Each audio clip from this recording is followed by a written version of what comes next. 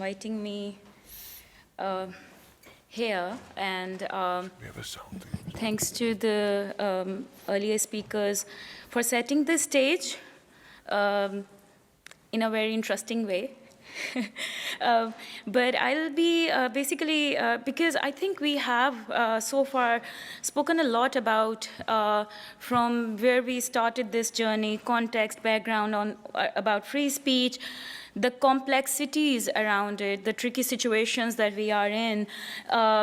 And I think it's important that we also talk about some of the innovative solutions that that has been initiated by different actors and stakeholders. And I'll be talking about the work of Oversight Board, which was basically established in May 2020 to hold Meta accountable.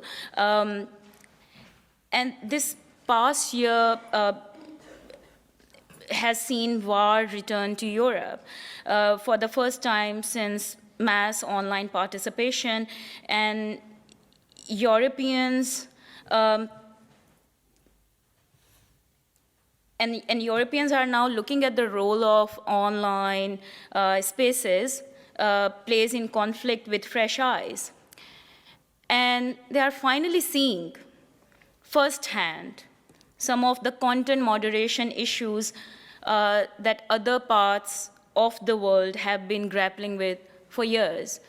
And in previous conversations, my mind was going back to the global majority. A lot of conversations that we were having here in the morning, and thanks to Jacob, who actually reminded us of our positions of privilege where we are today, where we are speaking so freely that we are not worried that if we'll go back, I mean, I'm thinking if it is being live streamed and I have to go back to my country, what could happen?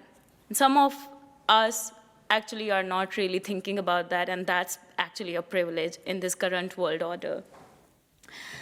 In the 10 months since Russia invaded Ukraine, we have seen examples of how social media platforms can raise awareness, provide news, and keep people in contact with each other, but how these platforms can also serve as a channel for anger, along with the emergence of disturbing and graphic images, words, and videos which present a challenge for all of us.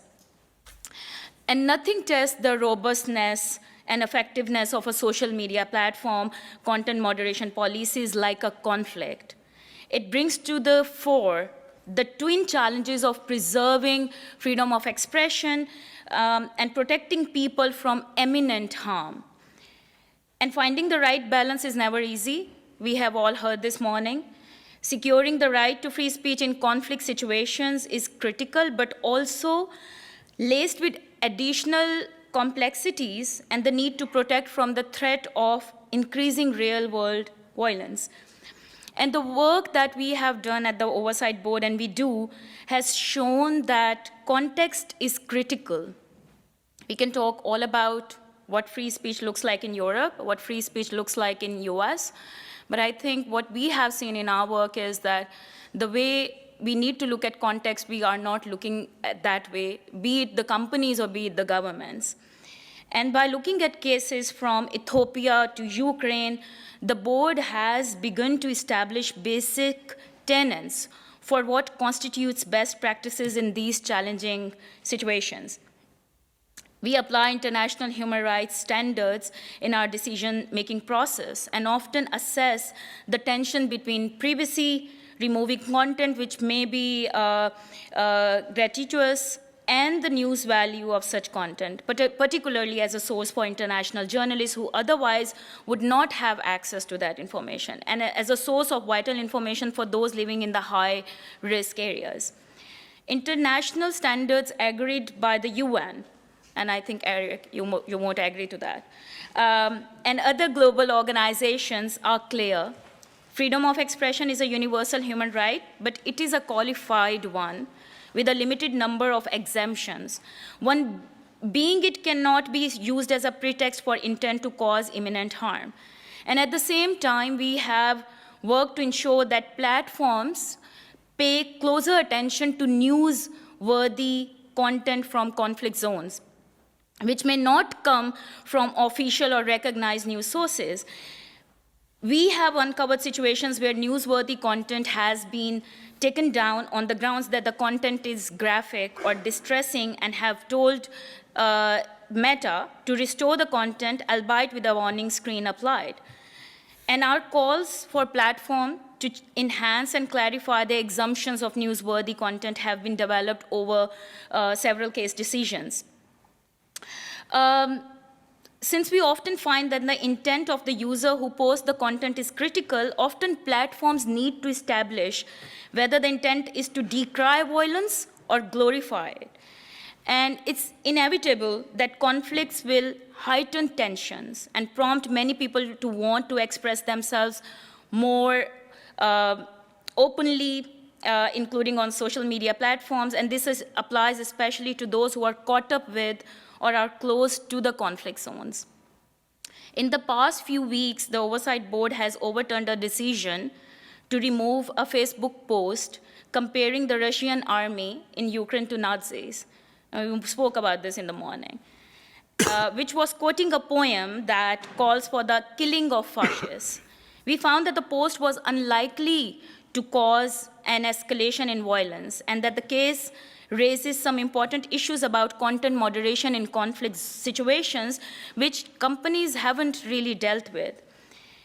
International human rights standards say that any action which curbs freedom of speech must have a legitimate aim. We agreed that protecting Russians targeted by hate would be a legitimate aim. However, the board found that protecting soldiers from claims of wrongdoing is not a legitimate aim. The board also found that rather than making general accusations that Russian soldiers are Nazis, the post argued that they acted like Nazis in a particular time and place. It also targeted Russian soldiers because of their role as combatants, not because of their nationality. So while talking about this case, what I'm trying to do is to look into the nitty-gritty of content moderation. It's really not that an easy job. And that's why we have been pushing the company Meta to pay close attention to the kind of decisions that they are making around taking down the content or leaving up the content. One thing that we have also secured, among many things, the agreement from Meta to implement a crisis protocol, which was not there before, a way to responding to sudden and high-profile events where much of the world will be paying close attention. We know this war in the Europe at the moment, the Afghanistan conflict, all these tech giants have Meta now has a crisis protocol policy, but this is something that we have been pushing company to basically implement, and they agreed to do so. But this call didn't begin with this war or the Afghanistan conflicts. This call by us began in response to the riots in Washington, D.C. in January 2021, and the subsequent suspension of former US President Donald Trump from Facebook. The future of the former president's role on Meta's platform is an issue that I'm not sure how many of you are following, but he hasn't returned back on Meta as yet, but will return next month when the 2-year suspension that we introduced to the Meta will end. And we overruled Meta's original indefinite ban as arbitrary will expire. So what are our lessons learned against mis and disinformation? The balance between the need to protect free speech and with the need to protect people from real-world harm caused by mis and disinformation is an especially delicate one.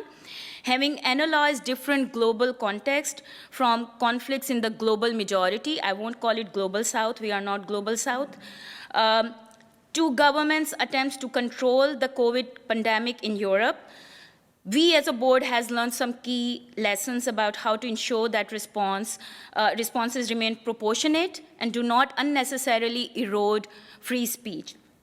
it has been raised in the previous panels by our fellow panelists as well, especially from the global majority and in conflict zones. Recent events have shown us that senior figures that we usually don't talk about, including world leaders, are potential source of mis and disinformation. And this can lead to real-world harm. And while in an ideal world we would like that everyone should be treated by the platforms equally, what we are saying that platforms, if they say that they have lack of resources, they need to pay close attention to the public figures, senior figures, including politicians, and assess whether they are contributing towards offline violence. Well, I have a little time, but in the panel, I hope that I'll say a lot on this, and also in wearing my another hat, what I do in Pakistan. But at the end, I would like to say that 2023 will be a year of profound change for the way we think about freedom of speech in the online space. The European Digital Services Act, which will begin its full implementation over the course of the year, is the largest attempt seen worldwide to create a regulatory framework for online platforms. And we will watch closely how the implementation takes place. One element which is being watched extremely closely in this space is how media and journalistic freedoms are protected and are upheld. For the European Union, this remains something of an unanswered question, and the way this question is resolved and answered is of special interest to us as a board. We are fully operational for the last 2 years, and during that time, we have grappled with some of the challenging aspects of preserving and upholding freedom of speech online at Meta. And 2023, we strongly feel will see governments, regulators, and platforms becoming involved in tackling those issues like never before.